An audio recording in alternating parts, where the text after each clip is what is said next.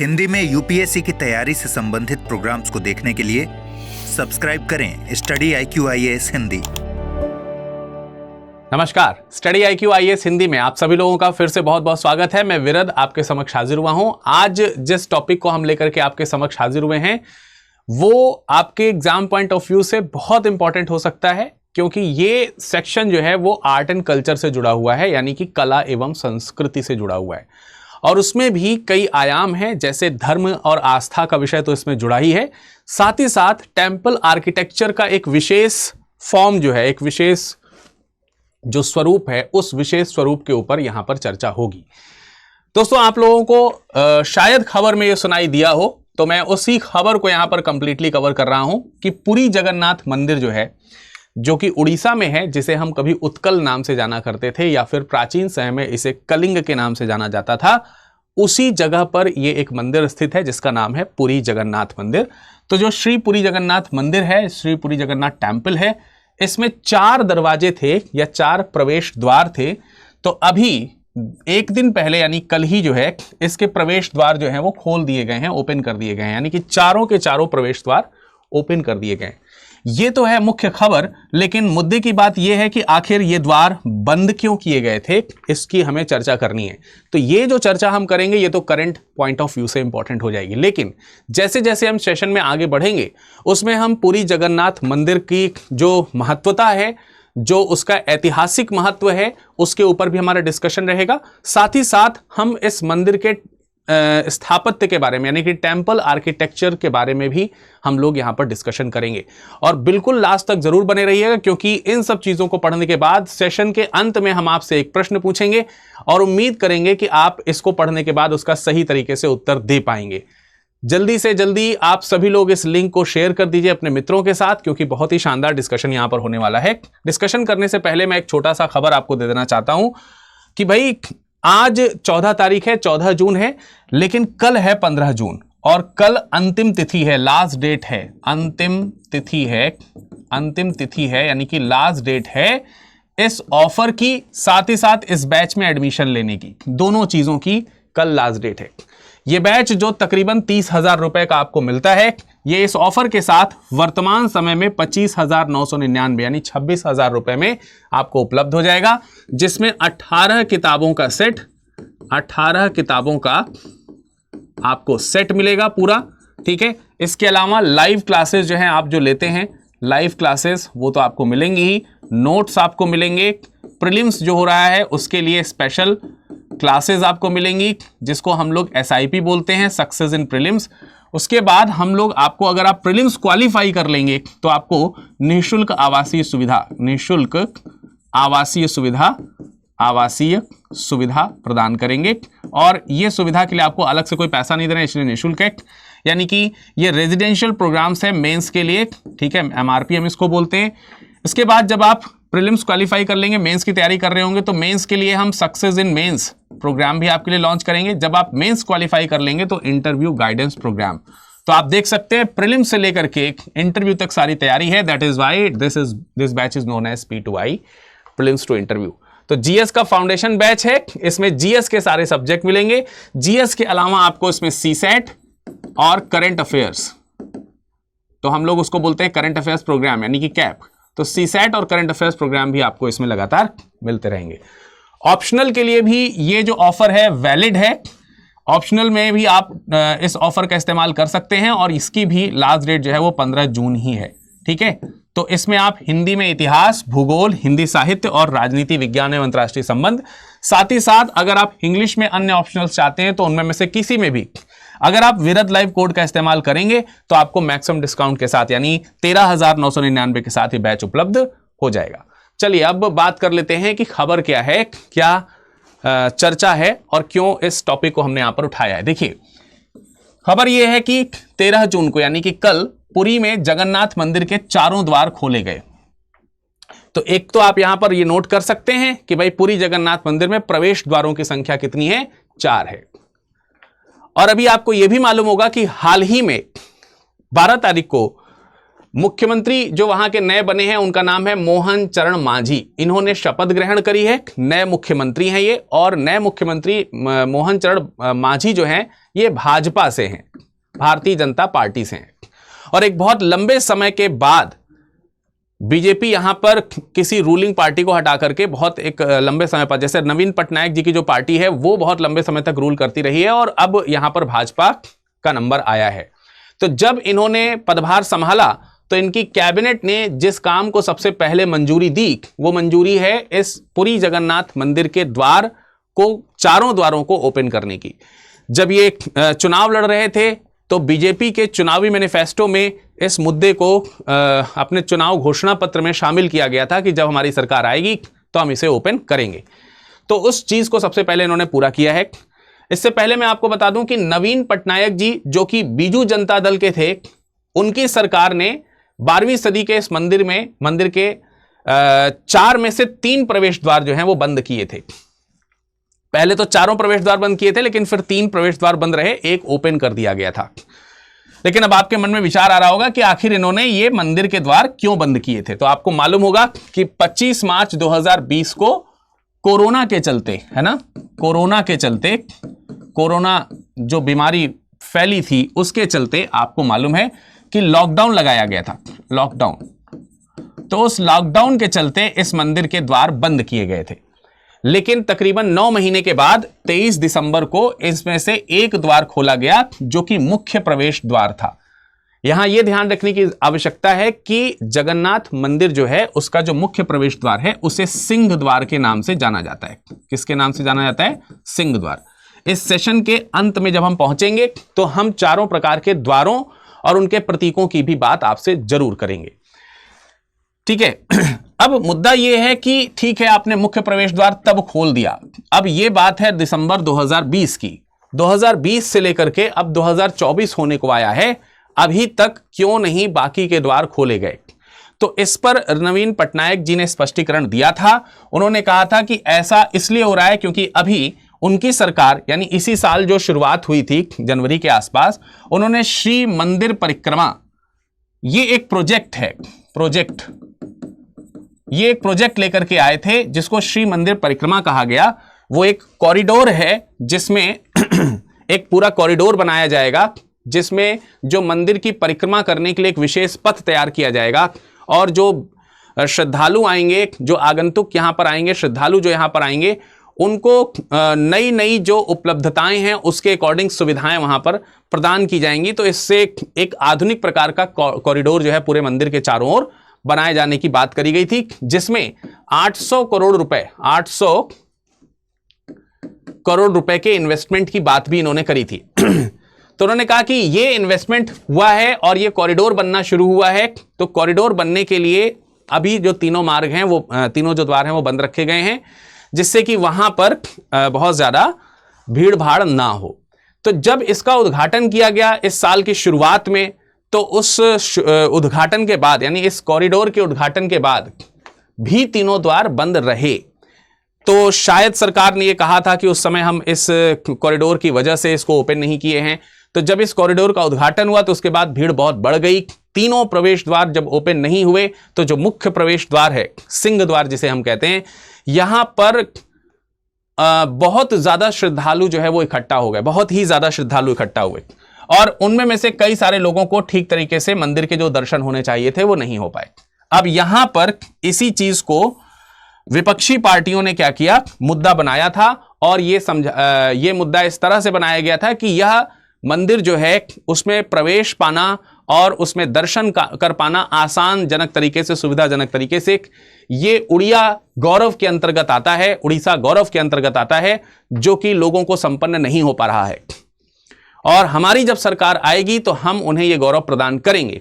तो ये जो घटना है इसको उड़िया अस्मिता से जोड़ करके विपक्षी पार्टियों ने प्रमोट किया था। और अब जब विपक्षी पार्टियां यहां पर जीत गई हैं तो उन्होंने सबसे पहला काम उस चारों प्रवेश द्वार को ओपन करने का किया है।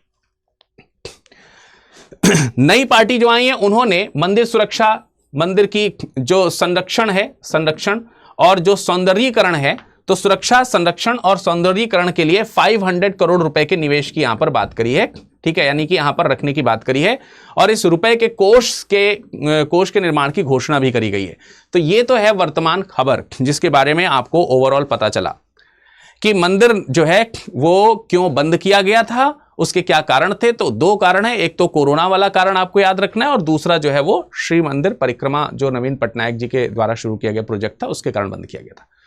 अब खबरों में आया जो ये उड़ीसा का जगन्नाथ मंदिर है जिसे हम चारों धामों में से एक मानते हैं, उस मंदिर के बारे में भी आइए हम लोग चर्चा कर लेते हैं। श्री पुरी जगन्नाथ मंदिर, ये आप श्री पुरी जगन्नाथ मंदिर को यहां पर देख सकते हैं। पुरी जगन्नाथ मंदिर भगवान जगन्नाथ जी को समर्पित है और भगवान जगन्नाथ जी जो हैं ये विष्णु के 8वें अवतार के रूप में माने जाते हैं। 8वें अवतार के रूप में इनको माना जाता है। अब इस मंदिर, ये जो मंदिर है, इस मंदिर के स्थापना को लेकर के कई सारी पौराणिक कथाएं हैं जो आपको सुनने को मिलती होंगी या मिली होंगी कि किस तरीके से इस मंदिर का एस्टैब्लिशमेंट किया गया है। ठीक है, तो हमको यह ध्यान रखना है कि इस मंदिर में 3 लोग हैं। एक तो भगवान जगन्नाथ जी हैं जो कि भगवान विष्णु के 8वें अवतार में कृष्ण के रूप में यहां पर हैं, कृष्ण रूप। इनके बड़े भाई बलराम जिनको हम लोग बलभद्र कहते हैं और उनकी जो बहन है सुभद्रा, इन तीनों का ये मंदिर है। ऐसा माना जाता है कि यह भगवान श्री कृष्ण का निवास स्थान रहा द्वापर युग के अंतिम समय में।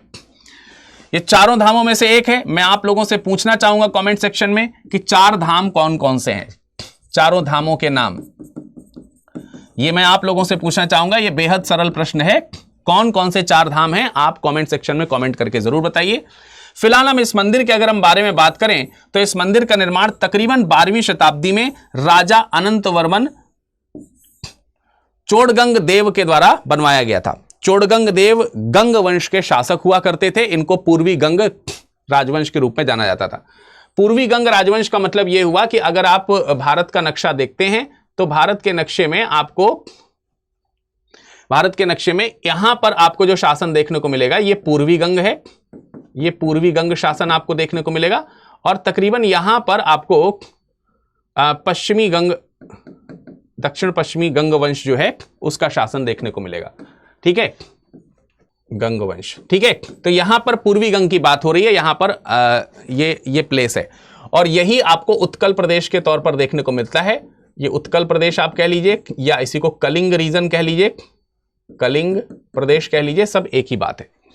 तो यहां पर गंग राजवंश के शासक हुए अनंतवर्मन, उनके द्वारा इस मंदिर का जीर्णोद्धार करवा करके वर्तमान स्वरूप लेकर के आया गया था।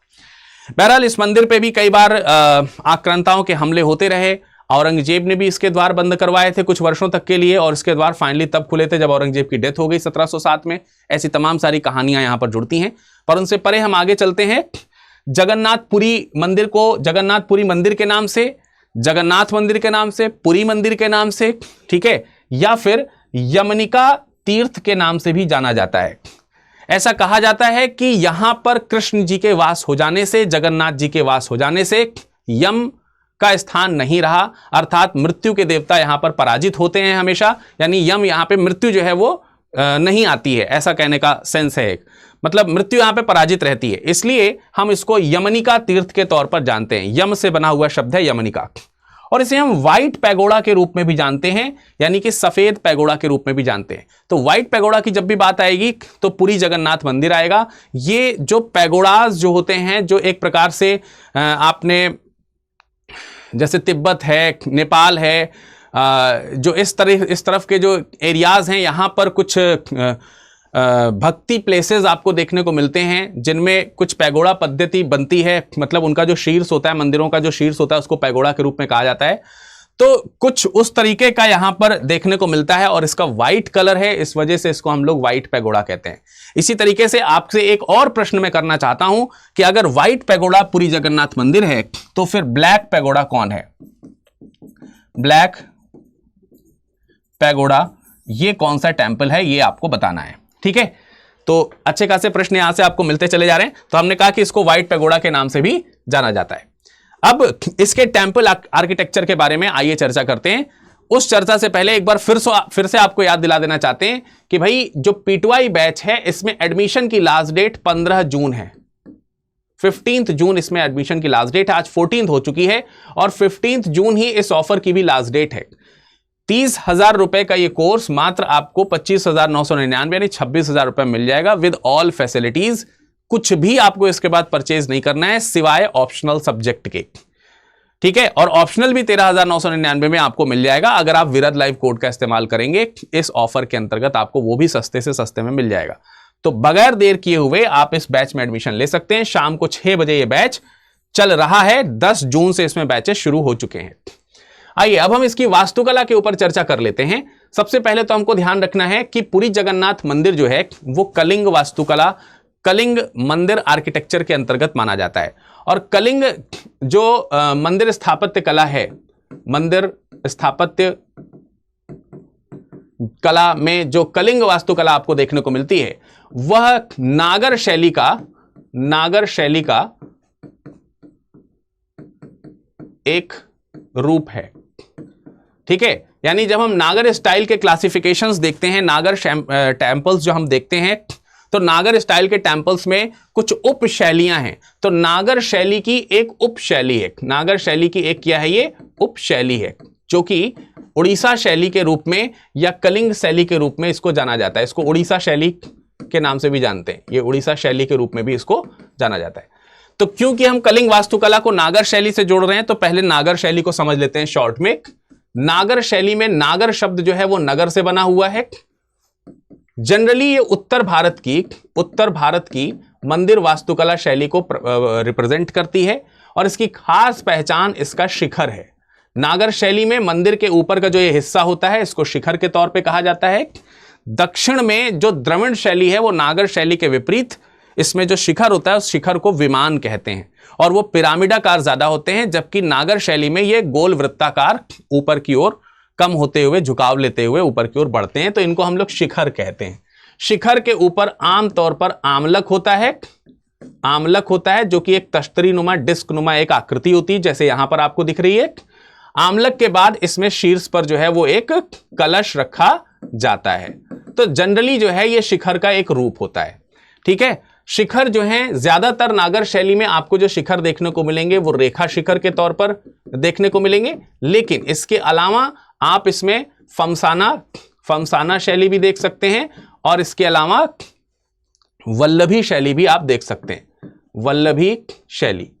तो ये आपको देखने को मिलेगा कि वल्लभी शैली, फमसाना शैली, रेखा शैली जो है, इस 3 प्रकार की शैली के शिखर आपको नागर शैली में देखने को मिलते हैं। तो मैंने कहा कि इसी नागर शैली का ये एक रूप है, तो कुछ ना कुछ चीजें इसमें मिलेंगी, लेकिन क्योंकि इसकी उपशैली है इसका मतलब प्रमुख रूप से नागर शैली, और इसमें कुछ ना कुछ डिफरेंसेस भी आपको देखने को मिलेंगे। उन डिफरेंसेस के ऊपर भी चर्चा करेंगे हम। कह रहा मंदिर एक आंतरिक प्रांगण के मध्य में एक ऊंचे मंच पर स्थित है। तो ये जो ऊंचा मंच होता है, इसी ऊंचे मंच को हम बोलते हैं जगती। आमतौर पर जो नागर शैली हो या फिर दक्षिण भारत की द्रविड़ शैली में भी कई जगहों पर आपको जगती देखने को मिल जाएगी। जगती इज अ कॉमन प्लेटफॉर्म जिसपे पूरा का पूरा वो मंदिर आर्किटेक्चर आपको दिखाई देता है, जैसे यहां पर ये पूरा का पूरा आपको जगती दिख रहा है, ठीक है। तो जगती इसको हम लोग बोलते हैं।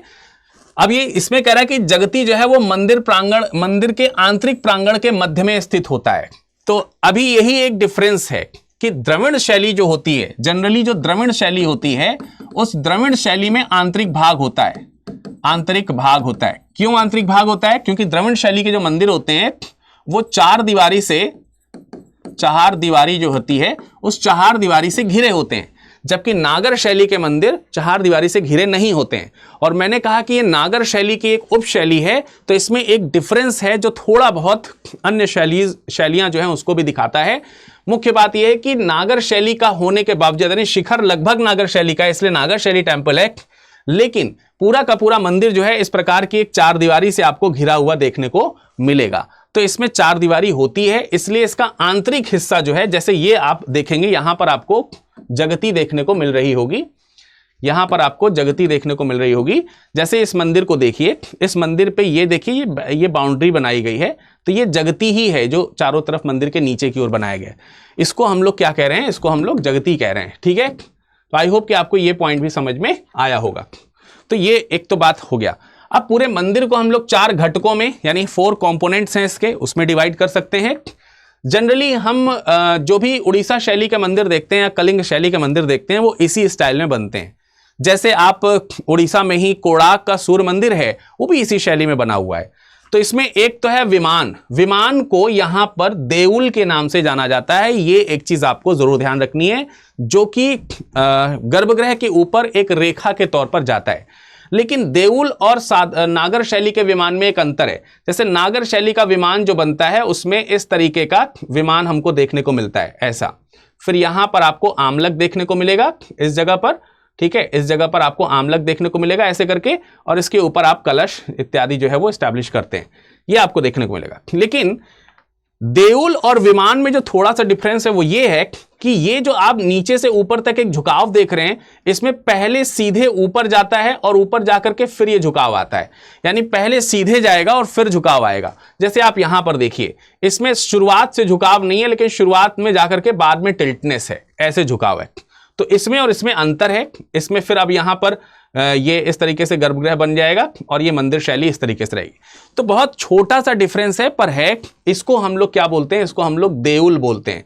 तो देउल नथिंग बट द विमान, ठीक है। और मजे की बात यह कि इसी विमान के बिल्कुल रैखिक रूप में जब सीधे नीचे आएंगे तो यहीं पर आपको देखने को मिलेगा गर्भगृह। गर्भगृह किसी भी मंदिर के मुख्य देवता का स्थान होता है। जैसे पुरी जगन्नाथ मंदिर में यह स्थान जगन्नाथ जी का होगा। शिव जी का अगर कोई मंदिर होगा तो उसमें शिव जी का यह स्थान होगा। राम जी का मंदिर होगा तो राम जी का वहां पर जो स्थान होगा वो उसमें बैठे होंगे गर्भगृह में। तो जो प्रमुख देवी देवता होते हैं उनका जो स्थान होता है उसको हम लोग गर्भगृह बोलते हैं। फिर बात आती जगमोहन।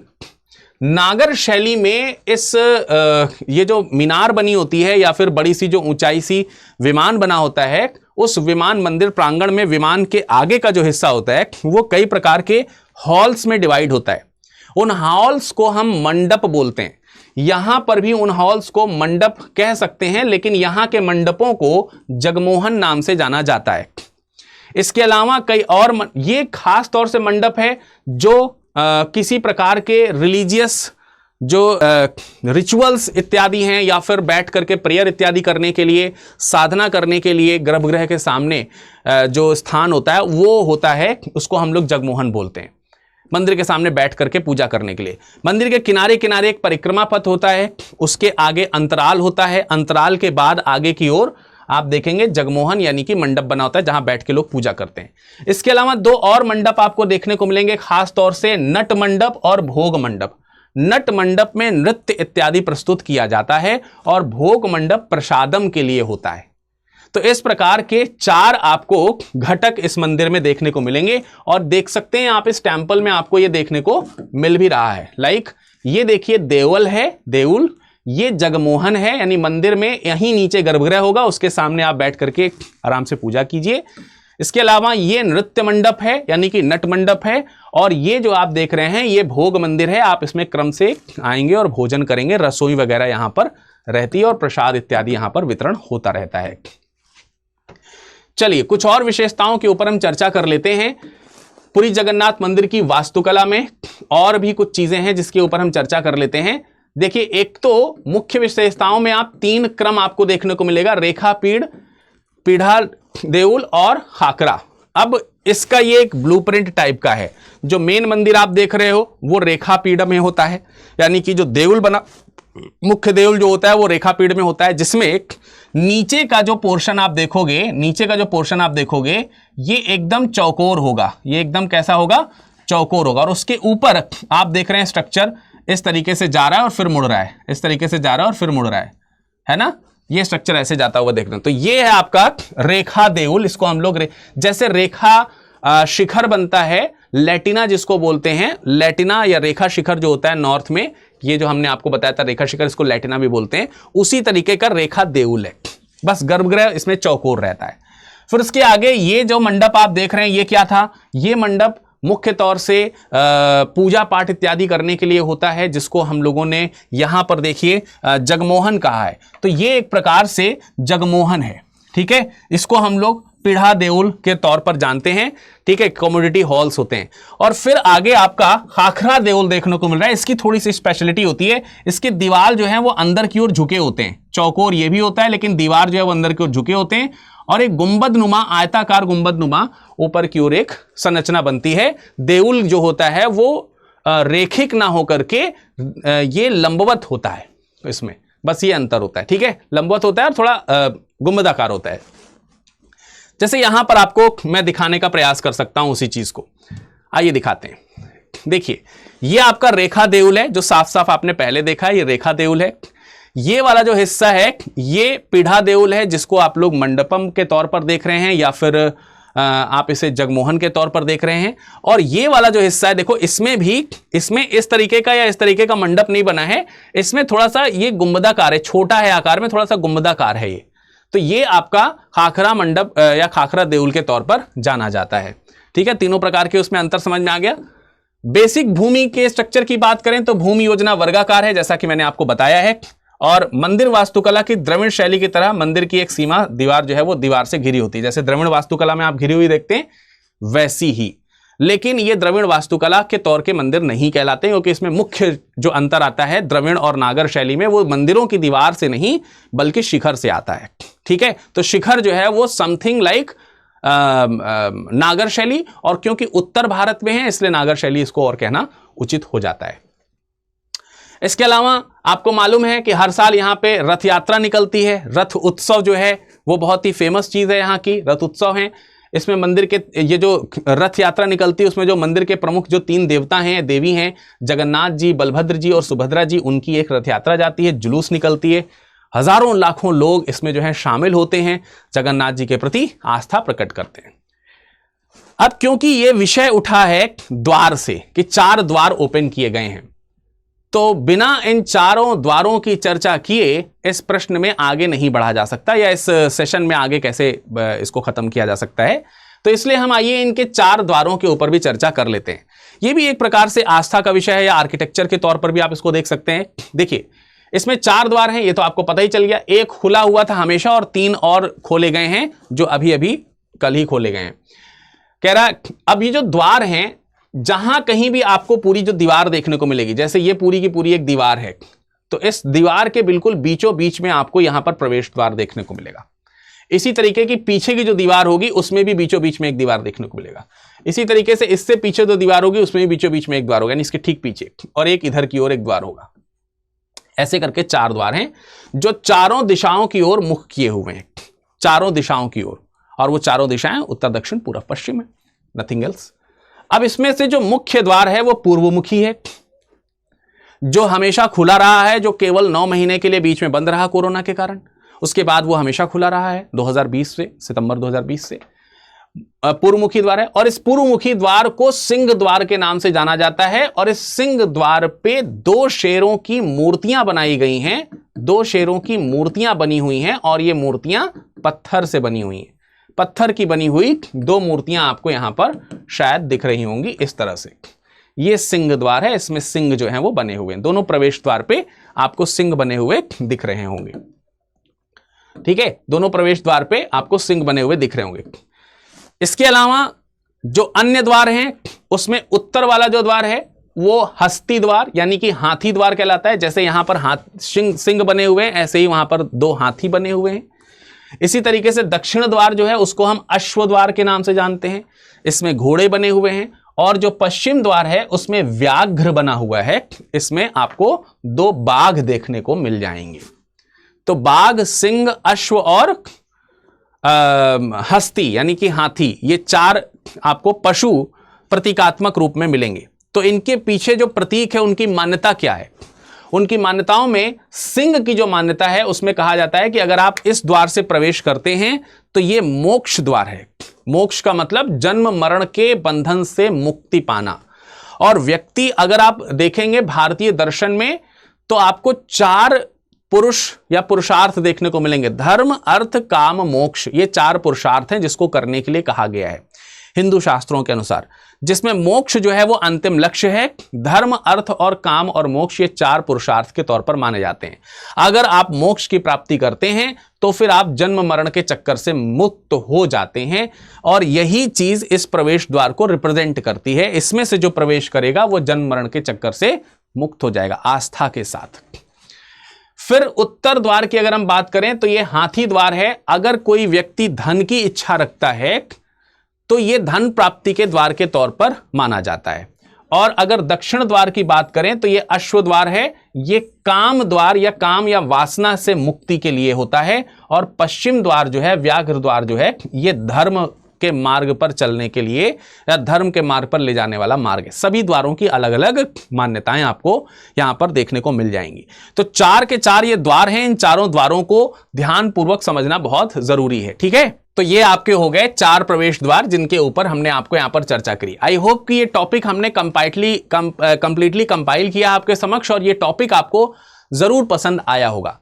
तो अब आपकी बारी है इस टॉपिक से बनने वाले प्रश्न को देखने की, और आप सभी लोग जितने भी व्यूअर्स हैं जरूर लास्ट में इस प्रश्न का उत्तर जरूर दीजिएगा।